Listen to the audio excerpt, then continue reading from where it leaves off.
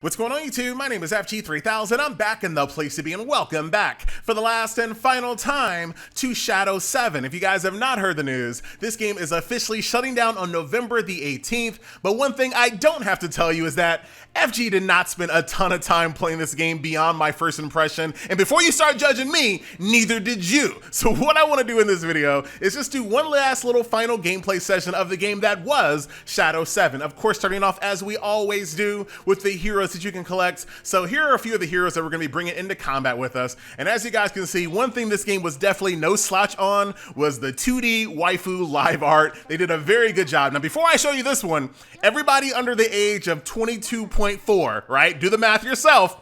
Gotta close your eyes. You ready? 3, 2, 1. Don't come for me, Susan. Chill, relax. So definitely really cool 2D live art, mostly waifu. But like I said, toward the end of the video, we'll do a little summon session so I can show you a few more characters. But for now, let's go ahead and jump into combat so I can kind of show you how Shadow 7 worked. So the game did have quite a bit of story, mostly voice acted. Now, I don't know if it was entirely voice acted, but up until the point where I got into the game, there was all voice acted story. And when you click on each individual character, they had voice acting as well. So definitely invested quite a bit of resources to try to make this game come to life. So let's go ahead and skip that for now and jump into combat. We're gonna go ahead and keep autoplay off. So let me kind of show you what's going on here in the battlefield. So the left side of each one of these cards, you can see the attack value, and you can also see the HP value. So obviously, if you run out of HP, that individual card dies. And if your main leader right here dies, you automatically lose. So you want to use that character because they're very strong. But at the same time, if you put them in too much danger, they can instantly die and you lose. So let me kind of break this down. As you guys can see right here, I have one little gem here that corresponds to how many actions I can do that turn. So right now I only have one gem. I can only do one action. The game really wants me to do a ranged attack, which I agree with. So what I'll do, click on this. This is a range archer style character, so I can hit someone that's in a direct line towards me. If you're kind of confused on which characters can do which attacks, all you have to do is look at the corresponding arrows here. Let me go ahead and end my turn for right now. So you can see this character, for example, can do a ranged attack up, left, and right. This character right over here can do a melee attack left, right, and down, but she cannot attack forward. This character can attack in all of the directions, and then this character can attack in a full, like, 8 diagonal direction here. No matter where they are, they can always attack, and that's why that's your main character. That's why they're the strongest there. As you guys can see here in this turn, I have up to 5 actions I can take. So let's go ahead and start breaking this down. I want to go ahead and take over this tile here so I can get that attack boost. So I can attack you from the right. And since you have no left attack, you cannot do any retaliation damage towards me. I can do the same thing here. Once again, I can move my character to the right of her. She doesn't have any right attack. I can hit her with no problem whatsoever. And this character right here has no down attack, so they can't attack me either. Come on, game, let me do it myself, please. Same thing here. I attacked up, but she did have a downward attack, so she can attack me back. And then from here, what I can do, I can just move you. We might as well. I don't really care too much about my main character. She's pretty strong, so I'm not too concerned about putting her in any damage here or any danger. So I'll go ahead and end my turn. Let's see what our opponents do here. You can also cast cards as well, and each one of these characters has an ultimate condition. So let me kind of show you how the ultimates work in this game, because it's not like a lot of other hero collectors or RPGs or turn-based games out there. Everyone kind of has a different ultimate condition. So these characters right over here, you see how they have the 2 next to their name, right, or to the next to their card? That means after they do 2 attacks more, they can do an ultimate. This character right over here, after she moves 2 separate turns, let me say, she can do an ultimate. After I cast 5 casting spells here, she can do an ultimate. So everyone kind of has a different kind of prerequisite when it comes to what they can do as far as ultimates are concerned. I'm feeling myself, so I'm gonna go, come on, I can only move 1 tile? What I wanna do, I guess we'll go ahead and do a ranged attack here. Once again, you can't hit me back. Here I'm kind of in a bad position, but I can move behind. I can go right up here into the danger zone, right? Move, hit you right there. And as you guys can see, her ultimate is starting to tick down. If I do another move, I'm gonna be in good shape. I can just say, forget this little, I'm gonna go, let's just go straight up, dude. You know what I mean? Like, forget this little tile here. We're gonna just go for it. End our turn. Let's see how they retaliate here. We got them on their back step. There's not much they can do. There goes one of the ultimates there. I don't know what it's doing, but it's like some type of rally call. Oh, it increased damage? I see, I see, I see. So that person get hit with 9, but we're still in pretty good shape. We got quite a bit of HP here. Okay.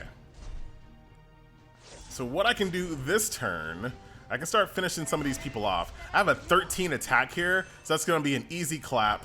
See you later, you're done. Divine, what is this? Divine Evaporation? Release a buff on the target enemy? I don't really care about that just right now. You can hit with 9. I can go ahead and boost your attack even further. Make you hit with a 13. Still not really going to be enough to finish you off, unfortunately. My main character is still way there in the back. Okay, and then we'll go ahead and end our turn. All right. So pretty good setup here thus far. Now imagine this game in PvP. So I'm pretty sure, I'm going to fact check myself live on this video. I thought it had live PvP, but I could be wrong about that. I'm going to check it out here in a second once we get to that point. Just froze. Oh, trying to make a little comeback here. Okay, okay. All right, what I want to do this turn, do I have anything?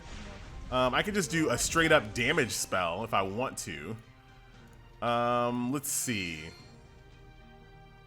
Do I want to? I don't think I really want to. I can move you here. Smack you in the face. You're down to 19 damage. I can continue putting... Oh yeah, you're done. You're done. Oh, come on! Wait a minute. I can't hit from that far? Oh no, I'm still good. Use smite. I got a kill condition right here. I feel like I'm playing Hearthstone. GG. Down goes the main character, and that will be the end. GG.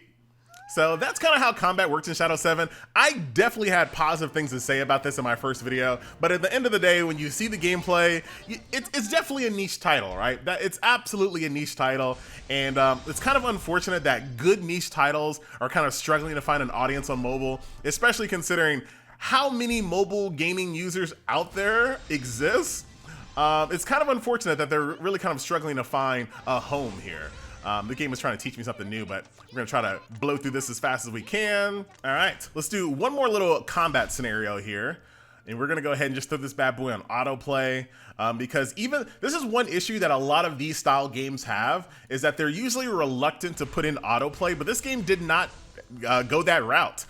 So if you ever got kind of tired of, like, you know, doing the planned out strategy every single match, you could still throw it on this bad boy on autoplay and just kind of sit back, relax, and let your power overpower your opponent as well.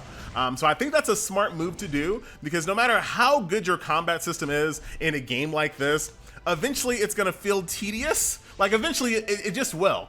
So having autoplay, I think, is very important. I think, you know, 1.5, it could have at least been ×3. Come on. 1.5 is a little slow game. Come on.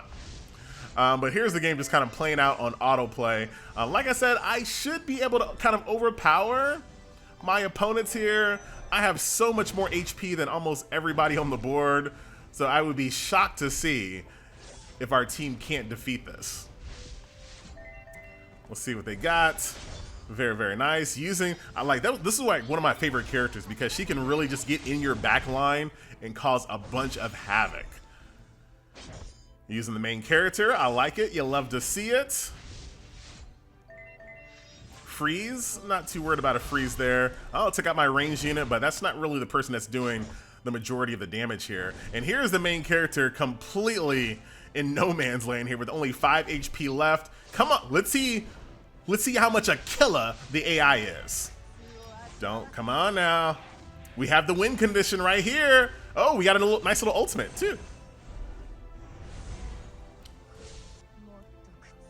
Nothing? just finish him off.